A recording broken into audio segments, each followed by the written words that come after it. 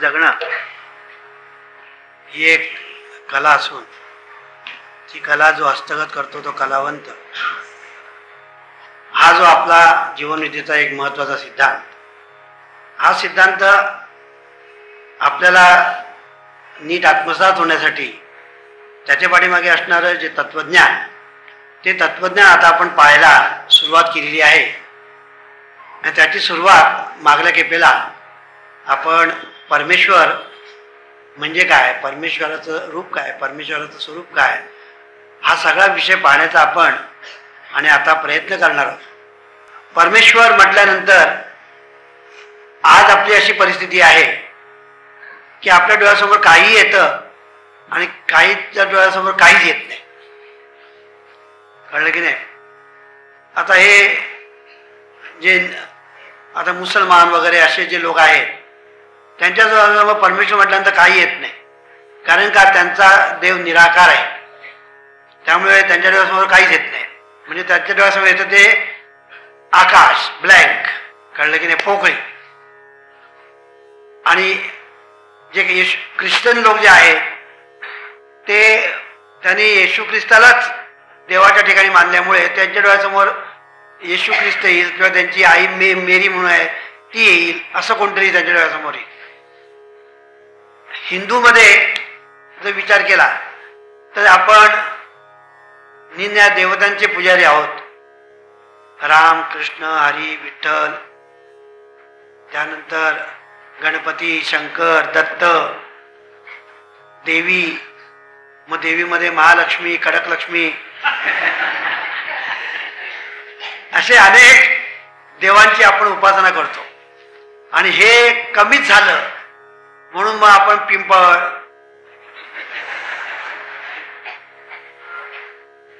नाग वगैरे वगैरे यांची आपण पूजा करायला लागलो.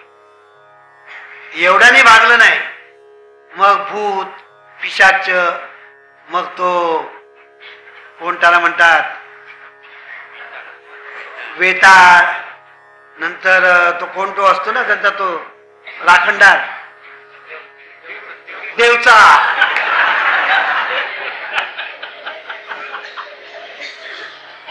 देवचा. कळलं की नाही? तर असं महापुरुष, मूळ पुरुष, ग्रामदेवता, कुलदेवता, असे अनेक प्रकार आपल्या हिंदू धर्मामध्ये आहे. आणि हे देवांची आपण जर संख्या जर मोजायला गेलो तर मला वाटतं 33 कोटीच्या पलीकडे जाईल अशी माझी खात्री आहे. निन्या हिंदुस्थानामध्ये जेवढे गावं आहेत त्या सगळ्या गावातून जर आपण या सगळ्या देवतांची जर जंत्री केली तर जेवढी माणसं तेवढा देव, असं म्हणायला वेळ यायला काही हरकत नाही. याचा अर्थ असा की देवाबद्दल आपल्या ठिकाणी ज्या निन्या तऱ्हेच्या, आपल्या ठिकाणी म्हणजे लोकांच्या ठिकाणी, जगातील सर्व धर्मातील सर्व लोकांच्या ठिकाणी ज्या निन्या तऱ्हेच्या कल्पना आहेत त्या कल्पनेप्रमाणेच निन्या लोक निन्या तऱ्हेने देवाची भक्ती करतात, उपासना करतात. आणि आपण काहीतरी देवाची भक्ती करतो आहोत या समाधानामध्ये राहतात. आता जीवनविद्या असं सांगते की ज्याला आपण परमेश्वर असं आपण म्हणतो तो परमेश्वर यापैकी काहीच नाही. यापैकी परमेश्वर काहीच नाही. मग परमेश्वर जीवनविद्या काय सांगते? तर जीवनविद्येने सांगितलेला जो परमेश्वर तो इतका विज्ञाननिष्ठ आहे की सायंटिस्टचा बाप जरी आला तरी त्याला नाही म्हणता येणार नाही. मग परमेश्वरांची जीवनविद्येने केलेली धारणा काय आहे? परमेश्वराबद्दल जीवनविद्या सांगते की निसर्गाचे नियम आणि त्या अंतर्गत असणारी नैसर्गिक नियंत्रण व्यवस्था दोन्ही मिळून जो तो परमेश्वर, ही परमेश्वराची ही जी व्याख्या केलेली आहे ती अगदी विज्ञाननिष्ठ, ह्याच्यामध्ये कोणीही नाकारू शकणार नाही अशा तऱ्हेची व्याख्या आहे. आणि म्हणून निसर्गाचे नियम, पूर्वी आम्ही तो शब्द नियामक वापरला, निसर्गाचे नियम आणि त्यांचा नियामक असं माप. पण नियामक हा शब्द जो आहे हा परफेक्ट नाही, हा इम्परफेक्ट शब्द आहे. म्हणून आम्हाला नेहमी शब्द वापरत असताना तो शब्द परफेक्ट असला पाहिजे, त्यात घोटाळा होता कामा नये याची आम्ही काळजी घेतो. कारण परमार्थाच्या क्षेत्रामध्ये जे घोटाळे झालेले आहेत त्याचे एकमेव कारण शब्दांचे चुकीचे वापर झाले की शब्दांचे चुकीचे अर्थ होतात आणि चुकीचे अर्थ निर्माण झाले की त्याच्यातून अनर्थ निर्माण होतो. आज परमार्थाच्या बाबतीमध्ये आज लोकांमध्ये हा सगळा गोंधळ निर्माण झालेला आहे आणि त्याचं एकमेव कारण शब्दांचे चुकीचे वापर. म्हणून आम्ही जीवनविद्येच्या दृष्टिकोनातून ज्यावेळेला विषय मांडत असतो त्यावेळेला शब्द जितका परफेक्ट असेल तितका तो आम्हाला पाहिजे असतो आणि त्या दृष्टीने आम्ही ती योजना केलेली असते. म्हणून नियामक हा जो शब्द आहे तो आम्हाला इम्परफेक्ट वाटला, पण अगदी सुरुवातीला त्याच्या जागी दुसरा चांगला शब्द आम्हाला डोक्यात आलेला नव्हता. पण त्याच्यासाठी मी ज्याला खोल चिंतन केलं त्यावेळेला आणि मला जे आतून मार्गदर्शन झालं त्याप्रमाणे निसर्गाचे नियम आणि त्या अंतर्गत असणारी नैसर्गिक नियंत्रण व्यवस्था हे जे शब्द प्रयोग आहे त्या अंतर्गत असणारी नैसर्गिक नियंत्रण व्यवस्था ही अतिशय परफेक्ट अशी शब्द योजना आहे. हे दोन्ही मिळून जोडतो परमेश्वर. आता गंमत अशी आहे की ही नियंत्रण व्यवस्था जी आहे, नियामक हा शब्द वापरला की त्या ठिकाणी पर्सनल टच येतो. नियामक हा शब्द जर तुम्ही वापरला की त्या ठिकाणी पर्सनल टच येतो आणि परमेश्वराच्या जीवनविद्येच्या व्याख्यामध्ये पर्सनल टच कुठेही येता कामा नये. कारण पर्सनल टच आला की परमेश्वराला आपण वरून खाली आणल्यासारखं होतं. कळलं की नाही? जो उंच आहे त्याला आपण तंगडी धरून खाली खेचल्यासारखं होतं. कळलं की नाही? म्हणून तो जो उंचावर आहे त्याची जागा उंचावरच राहू दे. आपण आपल्या मूर्खपणामुळे त्याला खाली खेचणं योग्य नाही. तसं बघायला गेलं तर आपण मूर्तीची पूजा करतो म्हणजे काय करतो? वास्तविक खऱ्या अर्थाने बघायला गेलं तर आपण त्याची विटंबना करतो. अगदी स्पष्ट बोलायचं झालं तर आपण ज्या वेळेला मूर्ती पूजा म्हणून करतो त्यावेळेला मूर्ती परमेश्वराची आपण ज्यावेळेला आपण तयार करतो त्यावेळेला खरं अगदी स्पष्ट बोलायचं म्हणजे आपण देवाची परमेश्वराची विटंबनाच करतो. कारण तो कुठल्याही अंगाने नाही, त्या अंगाने आपण तो आहे असं समजतो. वास्तविक परमेश्वर केवढा अगाध, केवढा विशाल, केवढा विराट, केवढा अचाट, म्हणजे केवढा अनंत, हे त्याचं सगळं जे स्वरूप आहे, विराट स्वरूप आहे, त्याला तुम्ही ज्याला मूर्ती करता त्याला तो मूर्ती इतका लहान होतो. मूर्ती मग ही मूर्ती देव कसा, हा प्रश्न आपल्याला तर पडतोच पण हा मुलांनाही पडतो.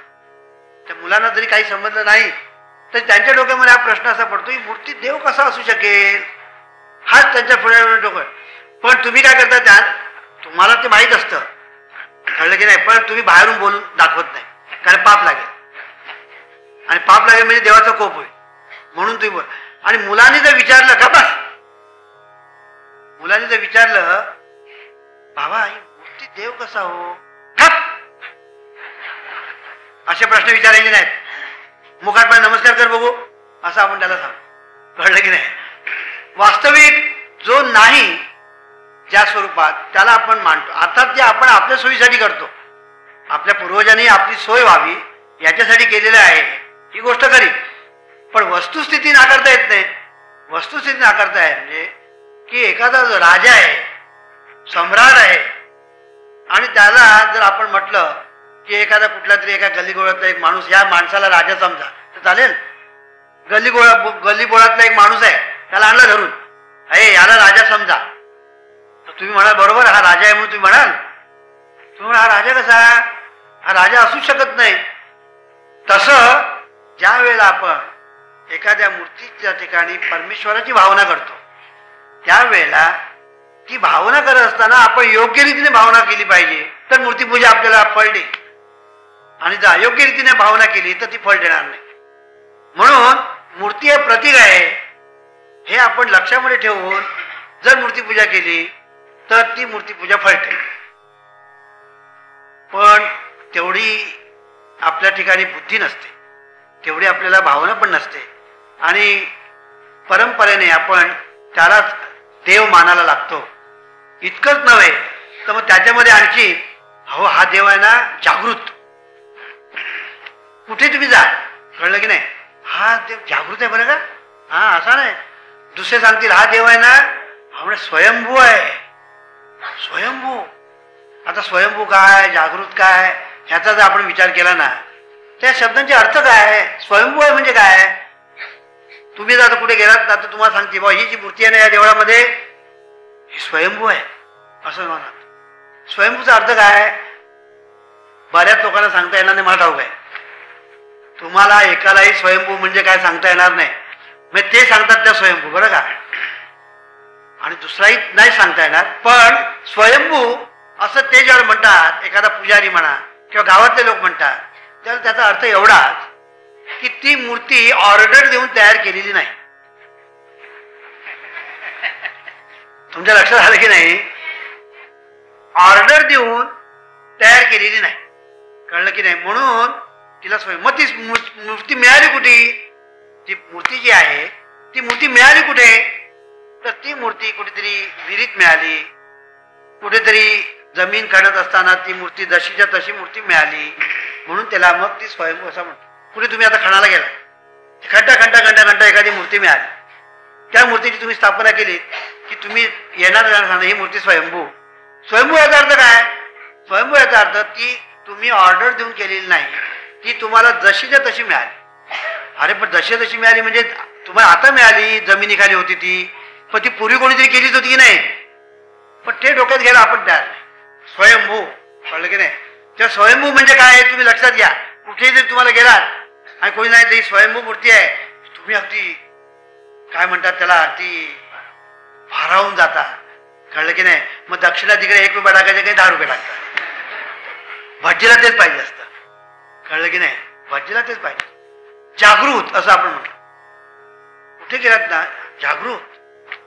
आता जागृत म्हटल्यानं जागृत याचा अर्थ काय असा ज्याला प्रश्न निर्माण होतो की बा हे देवस्थान या ठिकाणी जागृत आहे.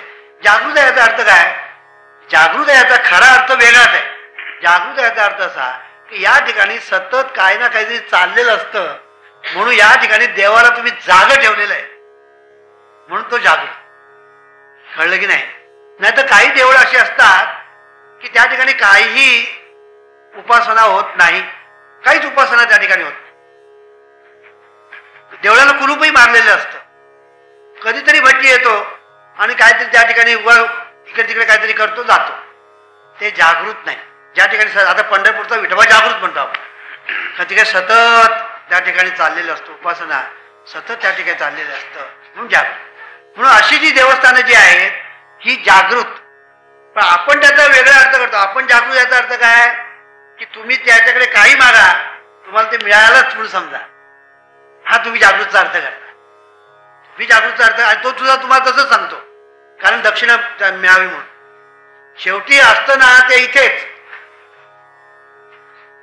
तेव्हा मला तुम्ही असं सांगा, जर आमच्या ठिकाणचा देव जागृत, तर तिकडचा जो पुजारी असतो तो भीक का मागतो, कळलं की नाही. तो तुम्हाला सांगतो हे जागृत आहे जागृत आहे, मग तू भीक का मागतो, तू याच्याकडे दक्षिणा का मागतो, त्याच्याकडे दक्षिणा का मागतो. मग तू ते जागृत देवस्थान तुझं काहीतरी भलं केलं पाहिजे, पण तसं काय होत नाही. हा सगळ्यांकडे पैसे मागतो, कळलं की नाही, आणि म्हणतो हे जागृत देवस्थान. तर जागृत या शब्दाचे अर्थ समजावून घ्या, म्हणजे तुम्ही फसणार नाही. ही जी अंधश्रद्धा जी आहे ना, त्या अंधश्रद्धेला तुमच्या गळून पडल्या पाहिजे एवढ्यासाठी मी हे सांगतो. आणि म्हणून याच्यासाठी जागृत याचा अर्थ त्या ठिकाणी सतत आपण देवाला जाग ठेवतो, म्हणजे त्या ठिकाणी देवाच्या ठिकाणी आपण काहीतरी उपासना करत असतो, काही ठिकाणी त्या ठिकाणी उपचार चाललेले असतात, म्हणून त्याला जागृत देवस्थान म्हणतात. स्वयंभू याचा अर्थ मगाशी मी सांगितल्याप्रमाणे ती मूर्ती ऑर्डर केलेली नसते, पण जमिनीखाली जी मूर्ती तुम्हाला मिळते ती पूर्वी केव्हा तरी ऑर्डरच केलेली होती, हे आपण लक्षात ठेवायचं. तेव्हा परमेश्वर आपण ज्यावेळेला मूर्तीच्या रूपामध्ये आणतो त्यावेळेला खऱ्या अर्थाने त्या खऱ्या परमेश्वराची ती विटंबना आहे. म्हणून गीतेमध्ये एके ठिकाणी भगवंतांनी म्हटलेलं आहे, अवजानंती मामुडा मानुषीम तनुमाश्रितम. हे जे लोक आहेत ना मूळ आहेत म्हणाले. ते म्हणतात, भगवान त्या गीतेमध्ये म्हणतात, लोक म्हणाले मूळ आहेत. ते काय म्हणतात, ते देवाला माणूस करतात म्हणा, माणसाच्या ठिकाणी, आणि तो अवतार आहे वगैरे वगैरे आपण जे कल्पना करतो ना, म्हणजे त्या देवाला तुम्ही कमी करता, कमी लेखता, आणि म्हणून त्याला मूढ असं म्हटलेलं आहे त्या ठिकाणी भगवंता. अवजानंती बा मूढा मानुषीम तनुमासृतम. मी मनुष्य देह धारण करतो अशी लोक जी कल्पना करतात ते लोक मूढ आहे असं त्यांनी म्हटलेलं आहे. ते लोक मूढ आहे असं म्हटलेलं आहे. आणि म्हणून ज्याला आपण परमेश्वर असं आपण म्हणतो, हा परमेश्वर जीवनविद्येच्या तत्वज्ञानामध्ये मूर्ती नाही, व्यक्ती नाही, आणि नुसती शक्ती पण नाही, असं जे जीवनविद्येने मांडलेलं आहे ना, ते यासाठी मांडलेलं. आणि म्हणून याच्यासाठी आपण एक गोष्ट लक्षात ठेवली पाहिजे की मूर्ती असं आपण ज्याला म्हणतो, तर ही मूर्ती कुठल्याच अंगाने परमेश्वराचं रूप दाखवत नाही, कुठल्याच अंगाने. एक म्हणजे ती मूर्ती म्हणजे पाषाणाची केलेली असते, किंवा धातूची केलेली असते, किंवा लाकडाची केलेली असते, किंवा अन्य कुठल्या तरी वस्तूची केलेली असते. तेव्हा ही मूर्ती ही पाषाणाची किंवा धातूची मूर्ती जी असेल, परमेश्वर काही तसा नाही. मूर्तीची जर उंची, त्याची रुंदी, त्याची लांबी एवढं आपण जर पाहिलं तर एवढा काही परमेश्वर आपला लहान नाही. मूर्ती बोलत नाही, काही नाही, काय नाही, ती काहीही करू शकत नाही, काही करत नाही. पण परमेश्वराकडून सगळं होऊन राहिलेलं आहे, सर्व काही त्याच्याचकडून होऊन राहिलेलं आहे. आणि म्हणून परमेश्वर आणि मूर्ती ह्या दोघांचा आपण जर तुलना केली तर ती कुठेच तुलना बसत नाही. मग आमच्या वाडवडिलांनी हे कशासाठी केलं, ते काही मूर्ख होते का? ते मूर्ख नव्हते, ते शहाणेच होते. ते शहाणे होते, पण आम्ही दीड शहाणे जातो. कळलं की नाही? त्याने मूर्तीपूजेचा अवलंब का केला की बा हा परमेश्वर आहे, डोळ्याला दिसत नाही, तो विशाल आहे, विराट आहे, त्याचा आवाका आपल्याला घेता येत नाही. मग आपण आता काय करूया, आपण आता एकच करूया की या परमेश्वराला थोडंसं रूप देऊया, आणि थोडंसं रूप दिल्यानंतर मग आपल्याला काहीतरी आणि आधार मिळतो, उपासना करायला काहीतरी आधार मिळतो. आणि म्हणून त्याला रूप दिलं. त्या रूप दिलं म्हणजे आपण त्याला मूर्ती असं आपण म्हणतो. काहीतरी आपल्याला आधार मिळावा म्हणून आपण परमेश्वराचं एक रूप कल्पिलं, आणि ते रूप कल्पिलं आणि त्याला रूप दिलं, आणि त्या रूपाप्रमाणे आपण मग धातूची, पाषाणाची वगैरे मूर्ती तयार करून आपण त्याची उपासना करायला सुरुवात केली. आता इथे एक लक्षात ठेवा, मी काय सांगतो ते. आता आपण ज्याला मूर्ती ज्याला आपण तयार करतो त्यावेळेला सर्वसाधारणपणे मूर्ती कशी असते, त्या मूर्तीला माणसाचं रूप असतं, होय की नाही? अगदी अपवाद आपण सोडून देऊ, पण सर्वसाधारण कुठलाही विष्णू घ्या, रूप कोणाचं आहे? माणसाचं आहे. शंकर घ्या, रूप कोणाचं आहे? माणसाचं आहे. नंतर देवीचं रूप घ्या, रूप कोणाचं आहे? माणसाचं आहे. म्हणजे तुम्ही कुठल्याही देवाकडे जर तुम्ही पाहिलं तर माणसाने त्या देवाला जे रूप दिलेलं आहे ते माणसाचं दिलेलं आहे. कळलं की नाही? ही गोष्ट लक्षामध्ये ठेवली आपण तर उद्या जर सिंहाने जर ठरवलं आपण देवाला रूप द्यायचं तर सिंह काय रूप देईल? सिंहाचं देईल. कळलं काय? जो परमेश्वराला रूप द्यायला निघेल तो रूप कसलं देईल? तो ज्याच्या जातीतला असेल त्या प्रकारचं तो त्याला तो रूप देणार. कळलं की नाही? म्हणून सिंहाचं रूप देईल देवाला, वाघाचं रूप देईल देवाला, असं निन्या प्रकारचे प्राणी निन्या दर्जे त्या देवाला रूप देते. याच्यावरून एक गोष्ट आपण लक्षात ठेवायची की मूर्ती ही आपण आपल्यासाठी केलेली एक सोय आहे. याच्या पलीकडे जर तुम्ही जर गेलात आणि ही हाच देव असं जर म्हणाल तर ते हास्यास्पद. जर उपनिषद घ्या तुम्ही, त्या उपनिषदामध्ये जर तुम्ही पाहिलत ना तर देवाबद्दलची जी धारणा जी आहे, देवाबद्दलची आहे ती अशी नाहीतच आहे. हे सगळं नंतरचं आहे, हे सगळं आहे ते नंतरचं आहे. वास्तविक आपल्या सर्वम खल्विदम ब्रह्म असं म्हणून सांगितलेलं आहे की जे जगामध्ये सर्व ठिकाणी आहे ना ते सगळं ब्रह्म आहे, असा वेदांताचा सिद्धांत आहे. वेदांतामध्ये मूर्तीपूजा नाही, वेदांतामध्ये मूर्तीपूजाच नाही आहे. वेदांतामध्ये जे आहे ते मुळी सर्व खल्विदम ब्रह्म. वेदांताचे सिद्धांतच वेगळे आहे. आणि म्हणून वेदांत जो काही सांगतो त्या वेदांताच्या सिद्धांताप्रमाणे सर्वम खलविदम ब्रह्म, सर्व ठिकाणी चैतन्य भरलेला आहे, हा वेदांताचा सिद्धांत आहे. आणि म्हणून जर सर्व ठिकाणी जर चैतन्य भरलेलं आहे तर मूर्तीच्या ठिकाणी चैतन्य आहे. म्हणून तुकाराम महाराज एक अभंग आहे, अवघे ब्रह्मरूप रीता नाही ठाव, प्रतिमा तो देव कैसा नोहे, असा तुकाराम महाराजांनी प्रश्न विचारलेला आहे. ते काय म्हणतात, अवघे ब्रह्मरूप रीता नाही ठाव, सर्वम खलविदम ब्रह्म, सर्वच ब्रह्म आहे, तर प्रतिमा देव कसं नाही. पण या ठिकाणी थोडा घोटाळा केला तुकाराम महाराज. कळलं की नाही, तो देव शब्द वापरला तिकडे तो अनुप्रास साधण्यासाठी. अवघे ब्रह्मरूप रीता नाही ठाव व आला तिकडे, म्हणून त्या ठिकाणी प्रतिमा तो देव कैसा नव्हे. पण देव हा शब्द तिकडे वापरला गेल्यामुळे घोटाळा. का ब्रह्म आणि देव एक नाही हे आपण पहिलं लक्षात ठेवलं. पण त्या ठिकाणी अनुप्रास साधण्यासाठी तो शब्द वापरला गेला, पण अर्थाचा अनर्थ झाला. अर्थाचा अनर्थ झाला. कळलं की नाही, जे जे भेटे भूत ते ते माने जे भगवंत, इथे सुद्धा अनुप्रास साधण्यासाठी भगवंत शब्द वापरला गेला, पण त्यामुळे अर्थाचा अनर्थ झाला. कळलं की नाही, की जे जे भेटे भूत ते भगवंत असू शकत नाही. त्या भगवंताचं वर्णनच मुळे काही वेगळंच केलं ज्ञानेश्वर महाराज. पण हे सांगायचा मुद्दा काय, की हे सगळे शब्दांचे जे घोटाळे होत आहेत, कारण का काव्य आलं ना की तिकडे अनुप्रास वगैरे ते काव्याचे नियम आले, आणि त्या नियमामध्ये पुष्कळ वेळेला मग ते शब्द जे येतात ना ते परफेक्ट असतात असं नाही. प्रोज म्हणजे तसं नसतं, प्रोज म्हणजे बंधनं नसतात, काव्यामध्ये बंधन असतं. त्या सांगायचा मुद्दा असा, सर्व काही ब्रह्म आहे, मग मूर्ती ब्रह्म नाही का. मूर्ती पण ब्रह्म आहे, सगळेच ब्रह्म आहे. आणि म्हणून मूर्तीच्या ठिकाणी आपण भावना करणं याच्यामध्ये गैर काहीच नाही. मूर्तीच्या ठिकाणी देवत्वाची भावना केली म्हणून काही बिघडत नाही. पण बिघडतं कधी, की आपण खरोखरच तो देव आहे असं ज्याला म्हणतो त्यावेळेला ते बिघडतं, त्यावेळेला ते बिघडतं. म्हणून आपल्या पूर्वजांनी किंवा आपल्या संतांनी आपल्याला एक खूण सांगितली, सूचना दिलेली आहे, ती अशी की सगुणाकडून निर्गुणाकडे जा, अशी खूण सांगितलेली आहे. की सगुणाची पूजा करा पण निर्गुणाकडे जायचंय हे विसरू नका. लक्षामध्ये आलं की नाही, सगुणाची पूजा करा पण निर्गुणाकडे जायचंय हे विसरू नका. तुम्ही गाडीत बसा पण कुठे जायचंय हे लक्षात ठेवा. हा, तुम्ही गाडीत बसा पण कुठे, गाडीत बसला कुठे जायचं मलाच ठाऊक नाही. हा, मग तू बसलाच कशाला. म्हणजे कुठे गाडीत बसा पण कुठे जायचं याचं भान ठेवा, नाही तर कुठली तरी गाडी पकडा नाही कुठेतरी जा. कळलं की नाही. बिगरीत तुम्ही बसा पण डिग्री घ्यायचं हे विसरू नका. नाही तर बिगरी बसला का, बिगरीत काय बसलात, नाही म्हणाले माझ्या वडिलांनी मला बसवलं, बसलो.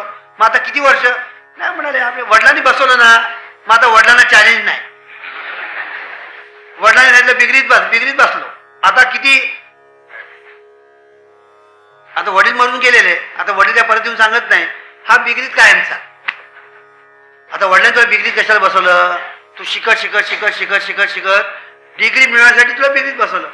म्हणून बिगरीत बसायचं आवश्यक पण आहे, पण बिगरी आवश्यक कुठपर्यंत आहे, 1 वर्ष, मग पुढे पहिली, मग दुसरी, तिसरी, जा पुढे जात जा आणि डिग्री पर्यंत जा.